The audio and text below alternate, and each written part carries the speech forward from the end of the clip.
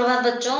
हमने हमारा द्वितीय पाठ बिलस्य वाणी न कदापि में श्रुता कि बिल की वाणी में मतलब बिल की जो आवाज होती है, बिल भी कभी गुफा भी कभी बोल सकती है क्या? ऐसा मैंने कभी भी नहीं सुना है।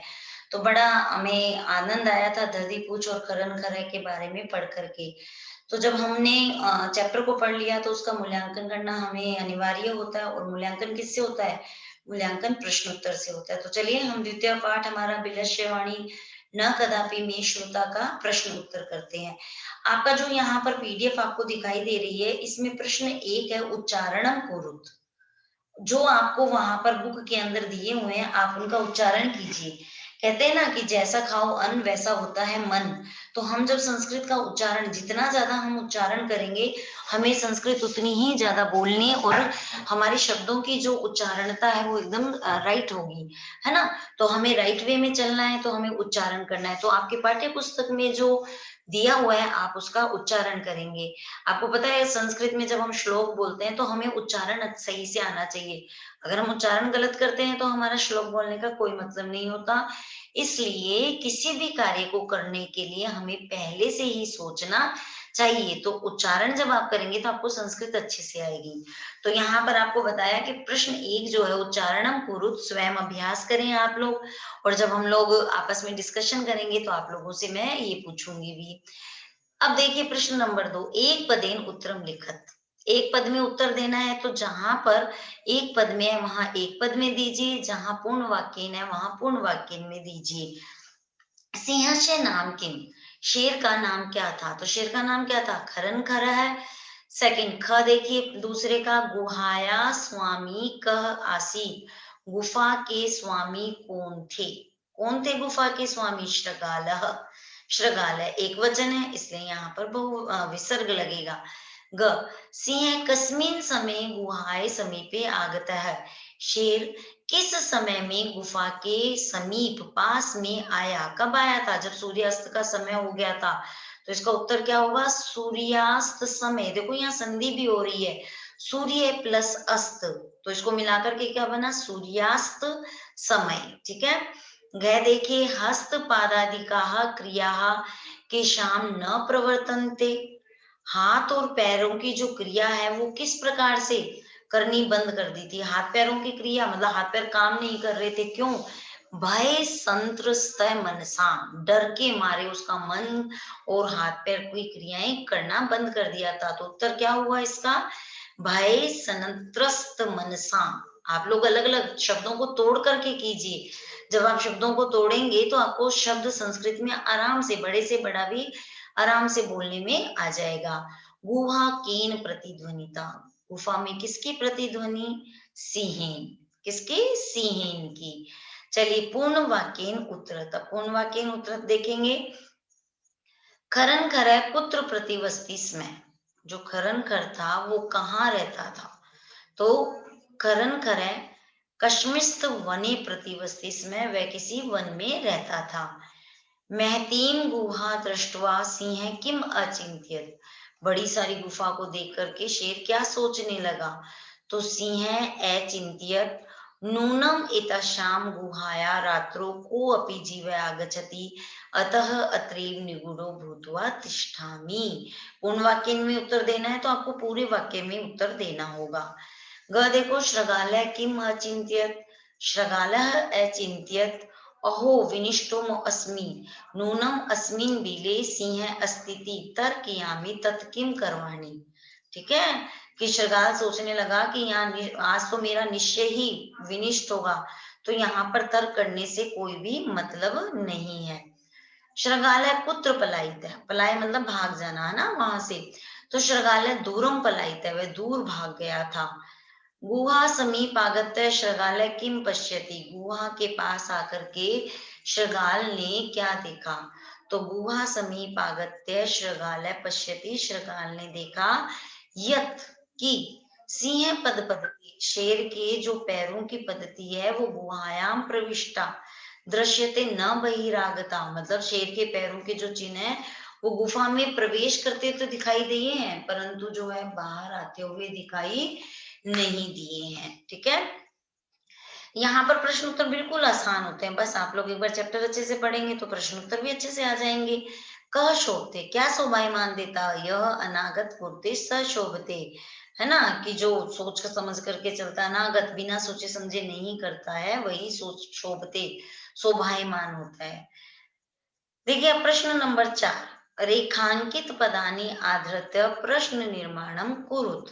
आपको जहां पर अंडरलाइन दी गई है उसकी जगह आपको क्या करना है, उसकी जगह आपको जो है प्रश्न निर्माण करना है। तो आप लोग एक बात तो इसमें हमेशा ध्यान रखेंगे कि यहाँ पर पूर्ण विराम दिया होता है, और जब आप इसका उत्तर लिखोगे मतलब प्रश्न निर्माण करोगे तो आप प्रश्न क्वेश्चन मार्क जो चिन्ह है वो जरूर लगाओगे, वरना आपका ये रोंग हो जाएगा। क्लियर है?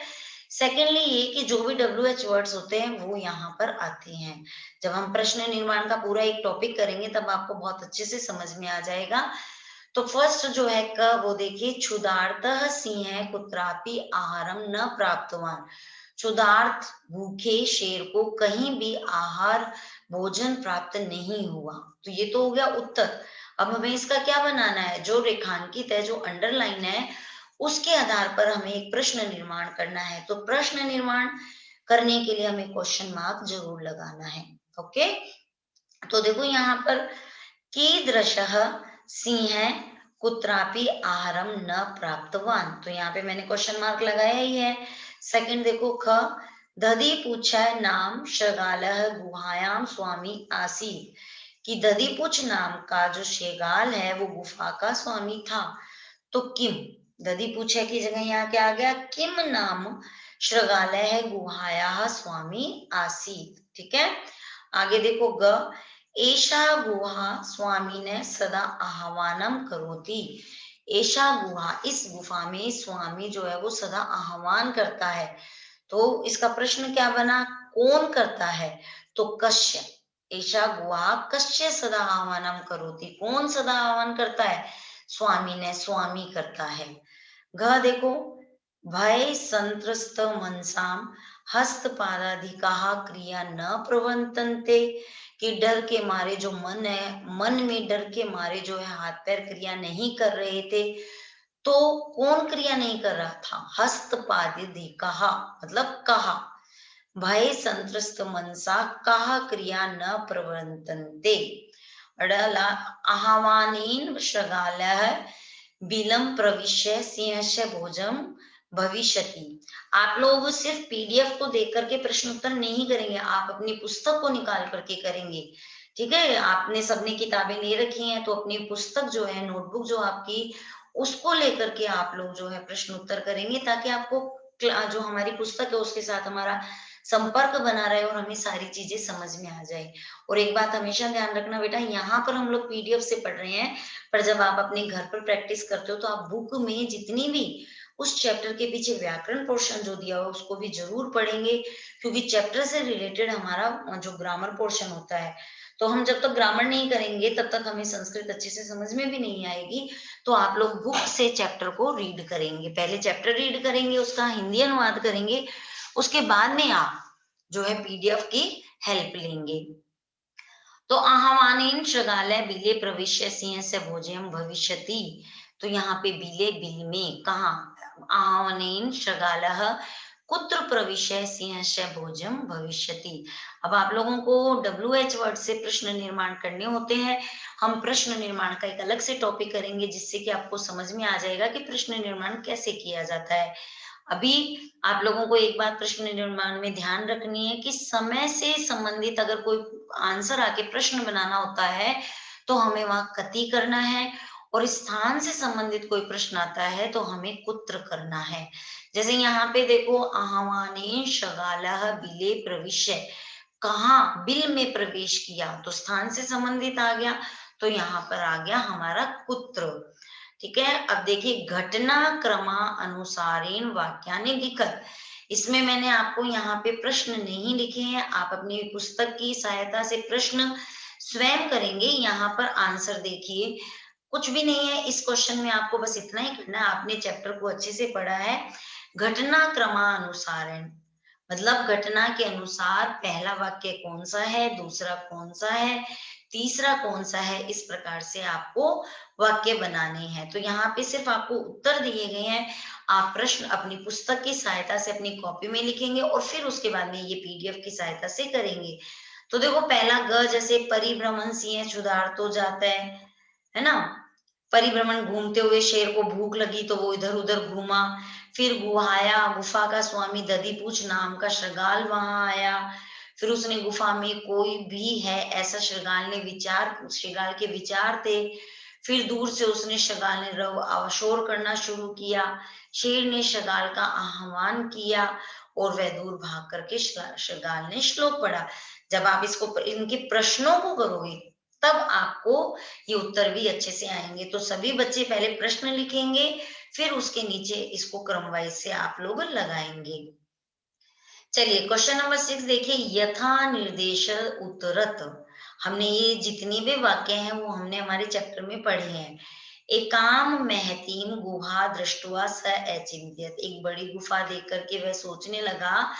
अस्मिन वाक्य कति विशेषण पदानी, कितने विशेषण पद आए हैं, संख्याया सह पदानी अप्यत लिखत, संख्या भी लिखनी है, ठीक है। तो अस्मिन वाक्य द्वे विशेषण पदेस्तः, दो आए हैं, एकाम और महतीम।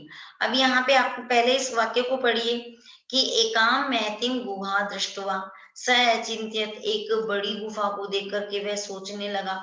तो इन्होंने क्या क्वेश्चन में क्या पूछा है कि कितने तो विशेषण पद है, संख्याओं के साथ पद भी लिखने हैं। तो दो विशेषण आए हैं, एकाम और महतीम। अब देखो आगे, तद अहम अस्य आह्वानम करोमि, मैं इसका आह्वान करता हूं। अत्र अहम इति पद कस्मै प्रयुक्तम, यहाँ पर जो अहम आया है वो किसके लिए आया है, तो अहम इति पदम सिंहाय प्रयुक्तम, शेर के लिए, सिंह के लिए आया है। यदि तुम माम न आहवशी अस्मिन वाक्य कर्ता पदम किम, कृत पद मतलब कर्ता पद, यदि तुम मुझे नहीं बुलाओगे तो इस वाक्य में कर्ता कौन है, अत्र त्वम इति कर्त पदम, यहाँ पर त्वम जो है त्वम आ गया, ठीक है। सिंह पद पदति, सिंह पद पदति गुहायाम प्रविष्टा दृश्यते, अस्मिन वाक्य क्रियापदम किम, शेर के पैरों के जो चिन्ह है वो गुफा में प्रवेश करते हुए दिखाई दिए, इस वाक्य में क्रियापद क्या है। अब आपको पता है ना, जो धातु रूप होते हैं वही क्रिया रूप होती है, तो यहाँ पर देखना जो है वो क्रिया है, तो दृश्यते, अत्र दृश्यते इति क्रियापदम, ठीक है। अस्मिन वाक्य अत्र इति अव्ययपदम, यहाँ पर प्रश्न नहीं दिया है। अब आप लोग स्वयं, ये आपका एक तरीके का मूल्यांकन हो गया है कि इतने सारे प्रश्न मैंने आपको करवाए हैं, अब आप इसका प्रश्न लिख करके अपने आप, यहाँ मैंने उत्तर दिया है परंतु ये उत्तर क्या है आप इसको सीखेंगे, ओके। प्रश्न नंबर 7, अव्यय पदानी चित्वा रिक्त स्थानानि पूरयत, आपको वहां पर ये इसलिए नहीं मैंने यहाँ पर क्वेश्चन लिखा है कि आप लोग अपनी बुक से इसको पढ़ेंगे और पढ़ के अपनी बुक में ही फिल करेंगे, ठीक है।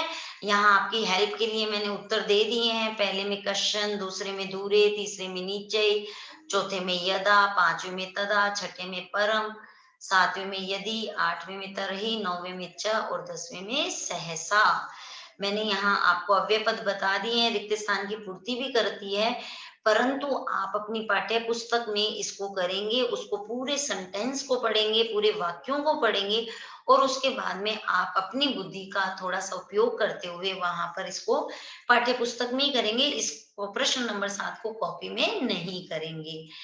रही बात शब्दार्थ की, तो हिंदी एवं संस्कृत में आपको हर चैप्टर के अंदर जो है शब्दार्थ कार्य पाठ्य पुस्तक में ही करने हैं, आपको अपनी कॉपी में शब्दार्थ नहीं करने हैं, क्लियर है।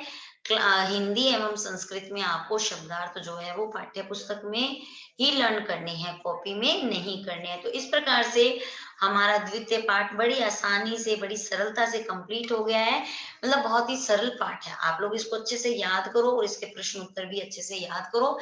पहले चैप्टर को अच्छे से पढ़ो, जब चैप्टर को अच्छे से पढ़ोगे तो प्रश्न उत्तर तो स्वयं में भी याद हो जाएंगे।